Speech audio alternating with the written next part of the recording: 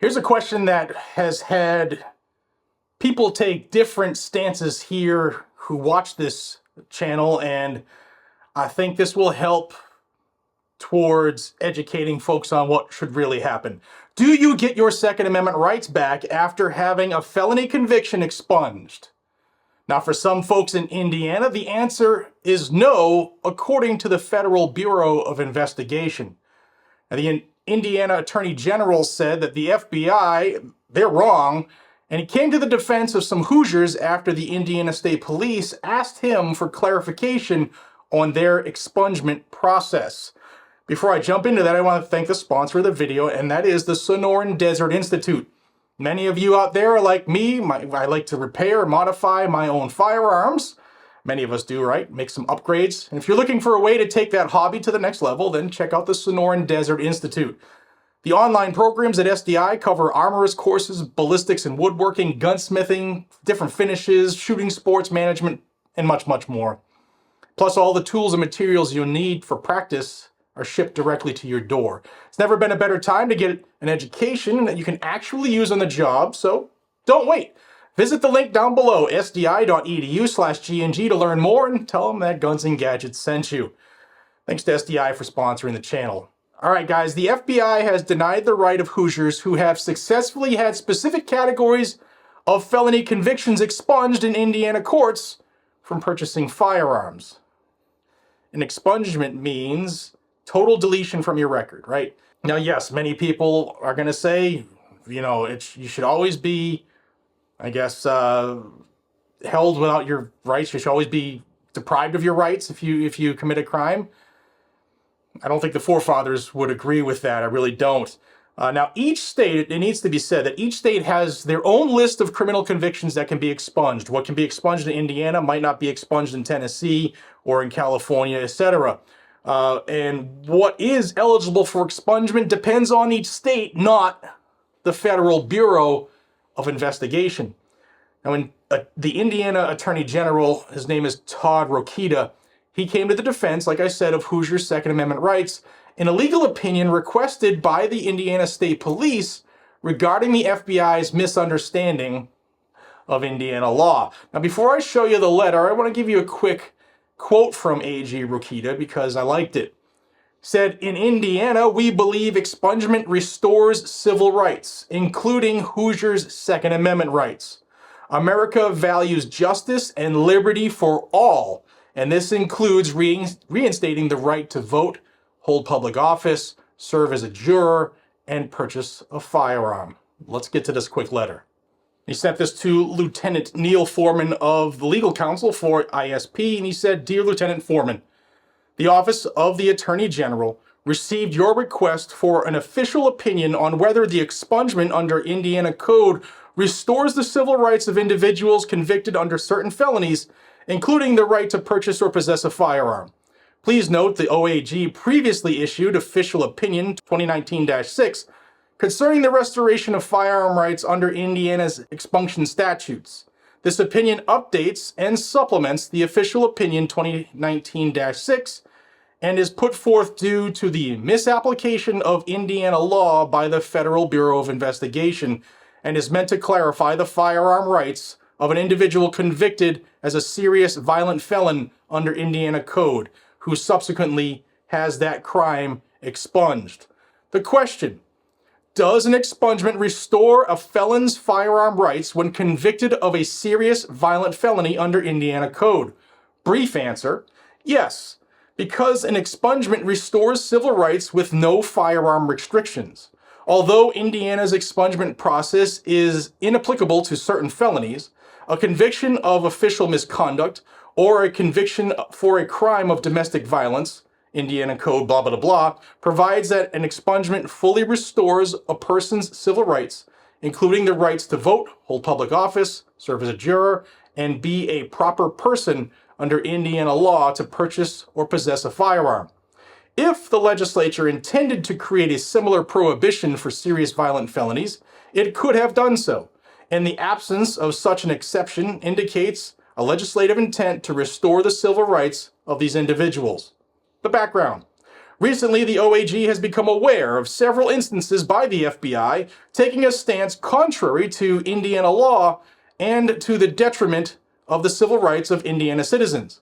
The FBI has denied the right to purchase or possess firearms to Indiana citizens who have successfully had certain categories of felony convictions expunged in Indiana courts. Analysis. A well-regulated militia being necessary to the security of a free state, the right of the people to keep and bear arms shall not be infringed. Of course, that's the U.S. Constitution, Amendment number 2. The people shall have a right to bear arms for the defense of themselves and the state. That's the Indiana Constitution, Article 1, Section 32. Our federal and state constitutions provide our people the right to possess and carry a firearm, and any limitations prescribing this right must be very narrow and clearly justified. I'm going to pause right there. The Constitution of the United States does not provide us that right. It's already there. We've already had it. It's a pre-existing right, unalienable. What it does is tells the government that they cannot infringe on that. So, AG Rakita, maybe just check yourself on that, but the rest of this is pretty good.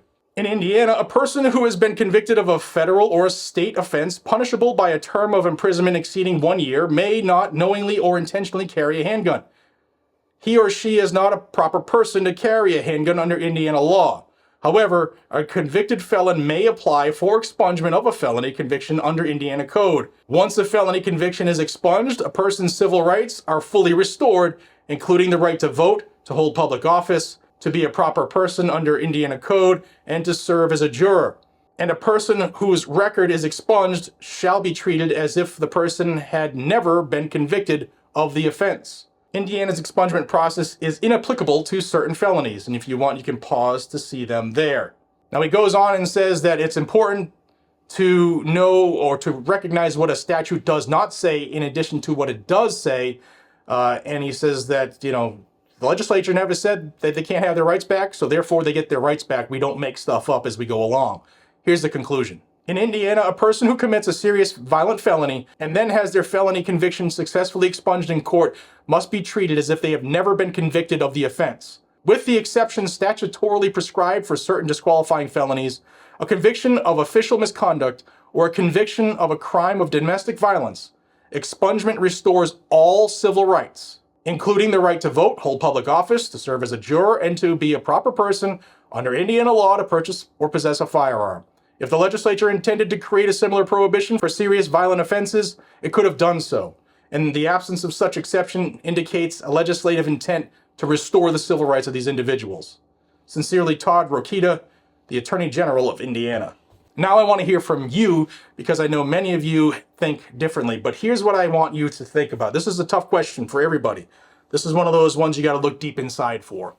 Do you truly believe that shall not be infringed means shall not be infringed, and thus, if somebody is expunged, has a crime expunged on their record, or if they are given a pardon, granted a pardon by a governor, it's supposed to delete everything. So do you think that they should actually get their rights back or not? If you don't think they should get their rights back, do you truly believe in the intent of the Second Amendment? And that's a tough question for everybody, and I want you to seriously think about that. Get past the feelings. If a court says, you know what, yeah, we think that this should be expunged, and it's not easy to get stuff expunged. I'm sure many of you can, vouch for that in the comments. But if a judge says, you know what, yeah, you've done the right thing for X amount of time, you've done what is expected of a person of high intestinal fortitude, yeah, we're going to take that off your record. But you don't think they should have their rights back. Why?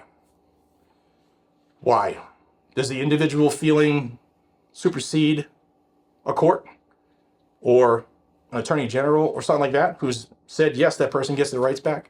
I want to know down below. Now, many of you might not want to chime in on this, but I think this is one to look deep inside, especially with 2024 being that type of year where the Second Amendment is going to be key to America still going on as America. Let me know what you think down below. Again, if you didn't see my video from yesterday, about 900,000 views last month came from people who are not subscribed. Subscribing to the channel is free. It doesn't cost you a nickel, but it absolutely helps this channel out tremendously with the YouTube BS algorithm. Please hit that subscribe button down below. Please like the video. Clicking those two buttons will take you 3 seconds of your life, but it'll have a huge impact on the channel going forward. So thank you for your consideration. Please check out SDI. I appreciate each and every single one of you. Be safe, stay vigilant, and carry a gun. It's your right. It's your right. And you can't carry a cop, so you might as well carry something to keep yourself safe. See you in the next one. Take care.